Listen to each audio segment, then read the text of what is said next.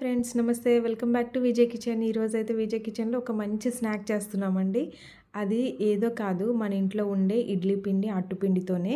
ఇదైతే ఇడ్లీ పిండి అనమాట. ఇడ్లీ పిండితో కొద్దిగా బియ్యం పిండి యాడ్ చేసుకున్నాను. దాంతోపాటు ఇందులోకి ఉల్లిపాయ, పచ్చిమిరకాయ, జీలకర్ర వేసేసుకొని ఇంకా ఇలా కలుపుకున్నానమాట. ఇలా కలుపుకున్న దాన్ని ఇలా అప్పగా చేసేసుకున్నాం.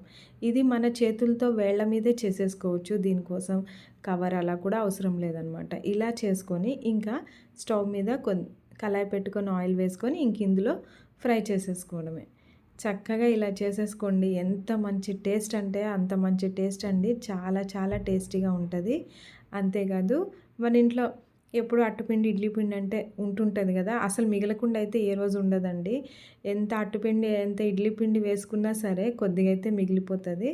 ఇంకెలాగూ ఇప్పుడైతే ఇది వర్షాకాలం, దాంతోపాటు చక్కగా స్కూల్స్ కూడా ఓపెన్ అయిపోయినాయి. ఇంకా గబాలన వర్షాకాలం పిల్లలు ఇంటికి వచ్చేసరికి ఏదన్నా టిఫిన్ అడుగుతారుగా, ఏదైనా టిఫిన్ కన్నా కూడా ఇలా చక్కగా చేసి పెట్టండి.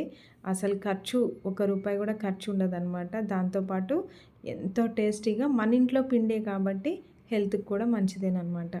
ఇంకా నేనైతే ఈరోజు ఇలా చేశానండి.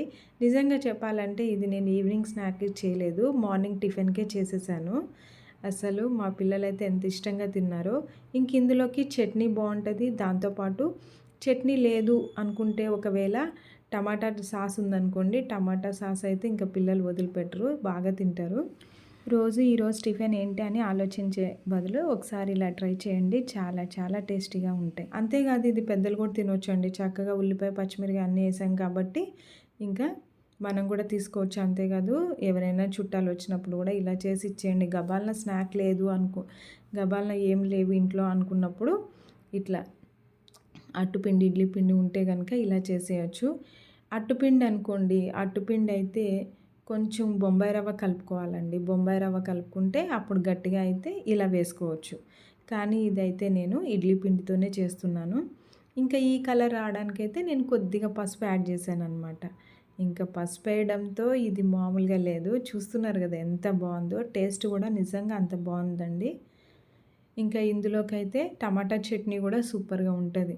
మన ఇంట్లో టమాటా చట్నీ ఉందనుకోండి, అది కూడా చాలా బాగుంటుంది. టమాటా చట్నీ అని కాదు, ఏదైనా సరే, బీరకాయ పచ్చడి అయినా సరే లాస్ట్కి సూపర్గా ఉంటుంది. ఇంక ఇలా అయితే నేను టిఫిన్ వేసేసానండి. మొత్తం ప్లేట్కి అయితే తీసేసాను. చూస్తున్నారు కదా. మా వీడియో ఫస్ట్ టైం చూస్తున్నట్లయితే సబ్స్క్రైబ్ చేసుకోవడం మర్చిపోవద్దు. అలాగే లైక్ చేయండి. పక్కనున్న బెల్ క్లిక్ చేయండి, మా నోటిఫికేషన్స్ వస్తాయి.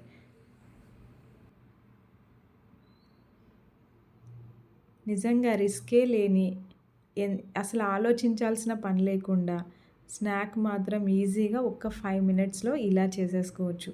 ఏం చేయాలా అని బుర్ర పగలగొట్టుకునేదానికన్నా ఇట్లా చక్కగా ఇంట్లో పిండితో ఒక్క 5 నిమిషాల్లో ఇలా చేసుకున్నారంటే సూపర్గా ఉంటుంది. మరి ఫస్ట్ టైం చూస్తున్నట్టయితే సబ్స్క్రైబ్ చేసుకోవడం మర్చిపోవద్దండి.